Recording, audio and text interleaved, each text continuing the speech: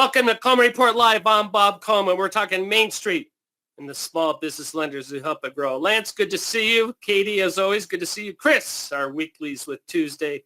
We were just, you went to the NCAA Indianapolis. Let me ask the question, how was that, and how was Indianapolis's Main Street and supporting small business when you were there? Actually, it's a really impressive venue. I know Lance was there the previous weekend. I think the city really rolls out the red carpet for the tournament. I was really impressed, but as we were talking right before we jumped on, it just it was not quite the experience as it's been in years past with the capacity reduced as much as it was and people distanced and masked up and all that sort of thing. So, but I really think Indianapolis did a great job. Yeah. First time it's ever been in one whole place. And I think they're very hospitable people. Chris, we changed your bio. What's changed in that last sentence? Yeah, we've done a lot of loans. Last a lot. All right, that's enough. 1.2 billion. Yesterday we talked about the number of jobs that PPP has impacted. Katie, what was the number? 78 million jobs that it's impacted, and you have worked over about 200,000 jobs. So good for you, Chris. Thanks. Well, we got a great team. So great. Let's go to the polls. Before I do that, I do know, Chris, you're still doing PPP1, correct? Yes, we're doing first draws and we're doing second draws. That's correct. Okay, if for some reason your institution's not doing PPP1, give Chris a call. Okay, have you any PPP hold PPP loans with hold codes disappear Harry Potter style from the portal? Ooh. Yeah, I'm anxious to see this response. Got a few. All right, it's not bad. What about you, Chris? We've had a few, yeah, and we've also had a number of situations over the last few days where we've sort of regenerated their 2483 and resubmitted, and they've gone through. So I think we're starting to see SBA relax a few of these, much like the procedural notices last night they talked about. Okay, talk about that just a little bit. So it's disappeared. You just resubmit it, and you're good to go. Is that what's happening? Yeah. Previous we had error codes on things, and we've seen some that have just once we resubmitted, they were fine now. Interesting. I mean, we've had, I think a lot of lenders have probably had the experience also of failed validations or other issues that a lot of lenders have automated systems that resubmit, and a day or two later they actually do get through. So, Lance, is SBA getting easier to work with on these codes? I think so, and of course we had a release from them last night talking about some of the things they're going to do to help with the hold codes, and of course there's a lot of discussion in Congress and by lenders across America about the difficulty these hold codes create. So not only are they easing up in a couple of areas, but they're tweaking their system to help these hold codes not slow down the PPP loans. A notice came out this morning regarding revised procedures for hold codes and compliance check error messages. We're going to talk about that a little bit, but hey, to clear a hold code via certification, you must do one of these four. Email your district office, submit the lender certification in the PPP portal, submit a lender certification E-Tran, attach a borrower certification to an email.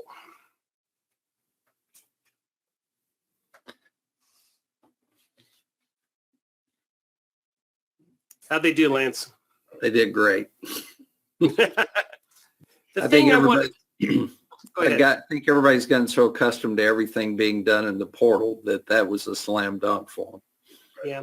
And the lender certification, I think we chose the wrong words. The only thing the lender does not certify these loans. What the lender does, Katie, is they simply sign on behalf of the lender, correct? The lender signs, they're calling it a certification, and they do have a couple things to certify in there, but the new wording on it has changed a little bit. So they are saying that they're certifying that they received documents and things like that from the borrower. It's not so much them saying that it's correct. It's more just saying they received things. Right, and that's the point I want to make, Chris, is the lender certifying that. They're not certifying the underlying documentation itself, correct? Right. They're saying that we've collected the supporting documentation that we believe that this is. This is really, really minor, but it says it has to be signed by an authorized lender, representative of the institution. Those authorized lenders have to be an E-Tran, Lance. Is that a big deal, or is that... I mean, that's what it says. Every institution has authorizing officials, and with You can have more than one, they opened it up to more than normal. So that authorizing official will be the one that does the certification. Yeah, all we're saying is make sure that you're in the system as well. Number 3, which hold code is the most common at your institution? You didn't put dead. Well, I'm trying to figure, did. Katie, I'm trying to figure out why we potentially deceased. I mean, you either are or you aren't. I don't know. Well, you got to tell that to the people we've spoken to on the phone that are dead. Yeah, I know you could be potentially deceased. I think Yeah. potentially deceased was the right way to phrase that, by the way. Yeah. No surprise there, right, Chris? No, this is overwhelmingly the one that I think has held up most loans, for sure. Do not pay would be for on Cavers, on Sam, defaulted loans. Criminal history was a couple, bankruptcy was in there. But those are all hold codes, Lance. These are ones that lender can clear themselves, correct? Absolutely, through the certification process. Okay, finally, to clear a hold code. Hold code. What do we need? I think I gave this away already.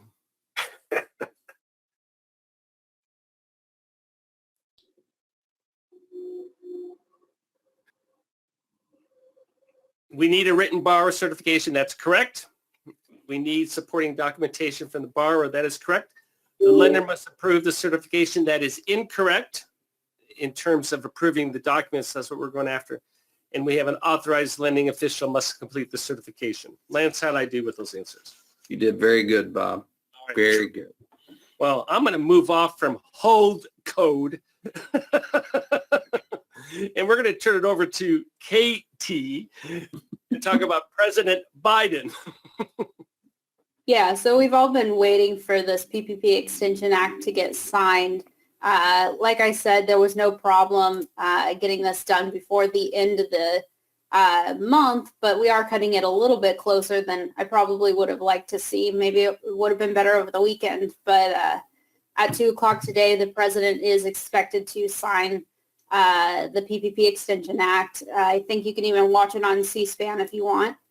That bill extends PPP through May, and then it gives the SBA an additional 30 days or an additional month to get rid of anything that's left over in the system, to process everything and finish up the program. Chris, fair compromise that Congress came to? I think so. I mean, there wasn't really much to compromise other than to say, yes, we agree that we should extend this. So I think that's why you saw overwhelming support for this. I'm a little disappointed in some of the folks in Congress that voted against it, because I just don't think there was much reason to vote against it. But I think this does great things for the small business community to let this continue. And SBA, as we talked about before, they were put in a spot where they had to have a lot more validations this time because of the hold harmless for lenders. And so they really tightened it up. And I think, that's where all these hold codes come from. You know what I'm saying. Anyway, so I think the appropriate thing to do is to a couple more months, the lending community to process these for an appropriate number of borrowers to understand what they qualify for, and for us to try and help us. Chris, do you see the second draw running out of money between now and May 31st? Yeah, I think it's a high possibility. And I think there's still a couple areas that we don't have much clarity on, that we need some clarity on. Things like, is SBA really going to require 8 weeks to be the separation between the first draw and the second draw application. I mean, this extension will allow more borrowers to come in and apply for second draws. But, as I've said before, self-employed business owners, I don't think they should have to wait for 8 weeks. I'm hoping it's a much shorter time frame. And we'll see. I mean, it's funny, the SBA has been talking about how there's 70-some billion left over, but I don't think they're also adding in the first draw amount that was left over, plus the 7.25 billion that was in the most recent legislation that was passed into law. So, I mean, I think that we're close to 100 billion still at this point. So if my numbers are correct, then I don't think we'll run out by the end of May. But if my numbers are wrong, we probably will. Yeah, it's good. I think the bottom line is there's a chance. Hopefully it won't, but there's a chance. So, Katie, what are the procedures, the revised procedures? Yeah, so they did, you can kind of break this procedural notice down into 4 points. The first one is that they're just going to be handling some of those compliance check error messages, specifically the non-felony fraud one on the SBA side. So you don't really have to worry about that one as much. They're going to be handling that and clearing those. But that does not apply to hold code number 1, which is criminal record, because that's an eligibility issue and that's not retroactive. So the SBA won't be handling that one, but they will be handling 501, which is non-financial felony fraud. For compliance error messages, 501, which like we just said is felony fraud, 549 and 49, the lender will need to resolve the hold if the SBA has not yet issued a loan number. How lenders will know if the error is cleared is essentially SBA will submit or provide you with a loan number. So if it hasn't received a loan number yet, then the SBA has not cleared it on their end yet, and you'll just have to continue working through the process right now. The SBA said they are currently testing their machine learning tool. We kind of discussed this a few shows ago, but the SBA is slowly implementing a machine learning to help automate some of these hold codes, get through the process. Essentially what they want it to do is eventually test to see if there's a low risk of non-compliance. If there is a low risk, then it'll automatically dispose of those hold codes. Since they do have to train that machine and train that process, you're going to have to continue doing what you're doing now, submitting documentation and everything like that. As it learns, it's going to make this much faster, and it's going to dispose of some of those hold codes automatically and make it a little easier in the future.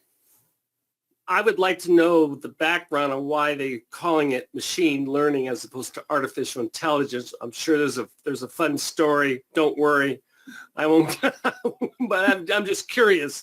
I think there's a slight difference between those two, but I don't know it off the top of my head. Skynet.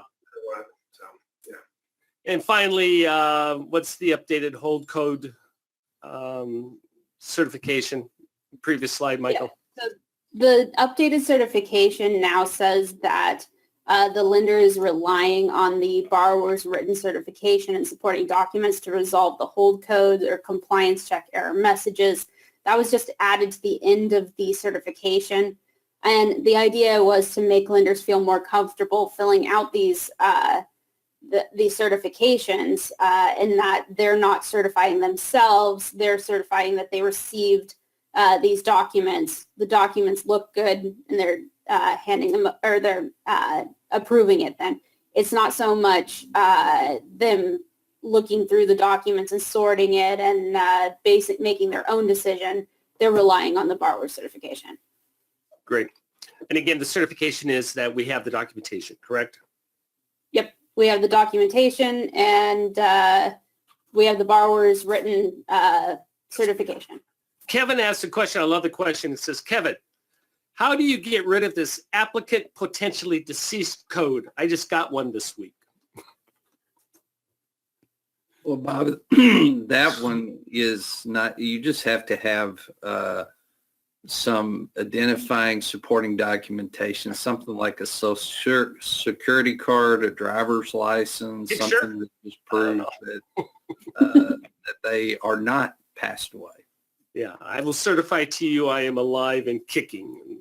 So Yes. that's all you have to do, right? You just say that they're not. I Because think you borrowers- could get a certification from the borrower stating that they are in fact alive, and some sort of identifying, normal ID document like a driver's license. Yeah, I was going to say, here's today is a procedural notice dated March 29th. I am alive.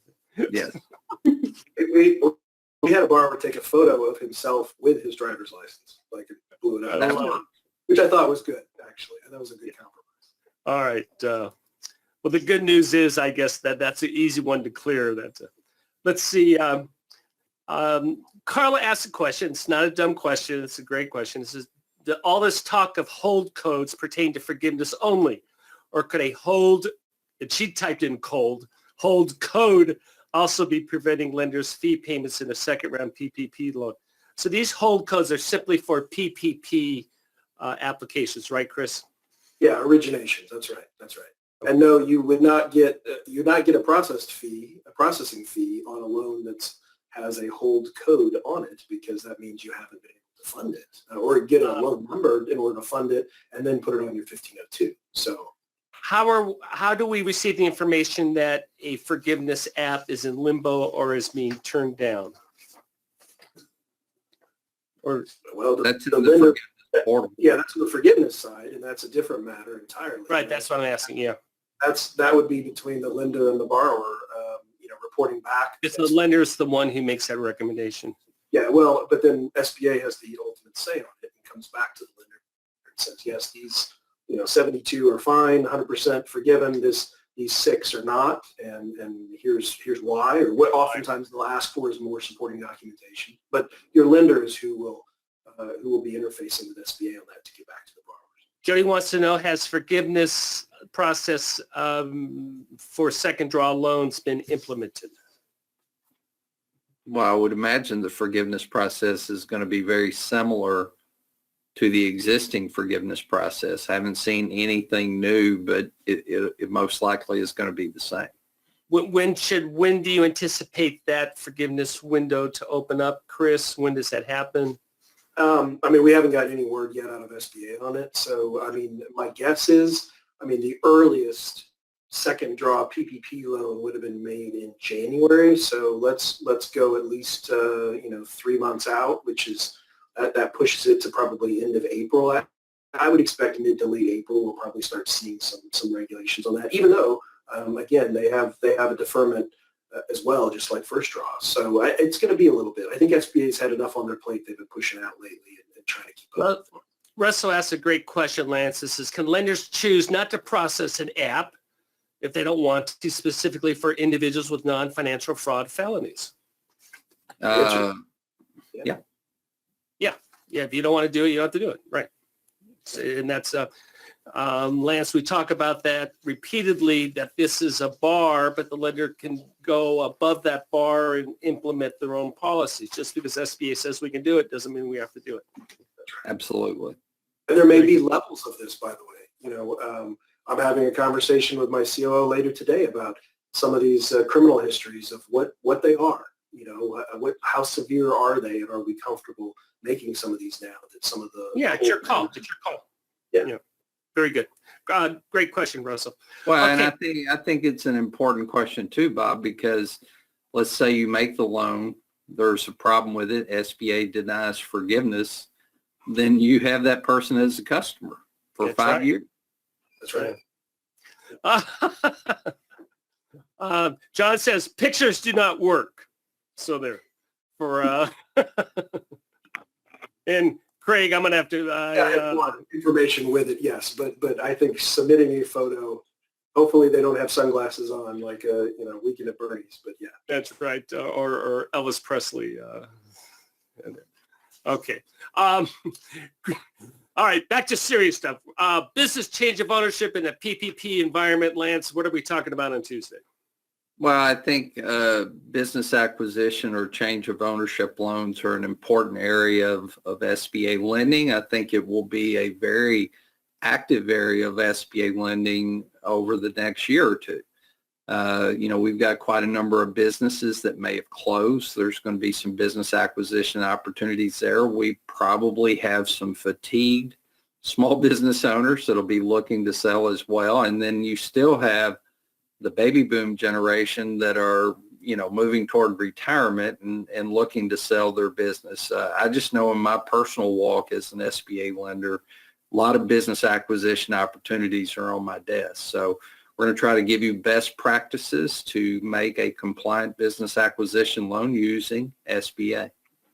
And two comments on that. Number one, the program with the most SBA guidelines is for business acquisitions, much more different and much more restrictive in terms of documentation than a conventional loan. And Katie, what's the number? What percentage of 7A loans go to BizAc? Last I checked was 21%.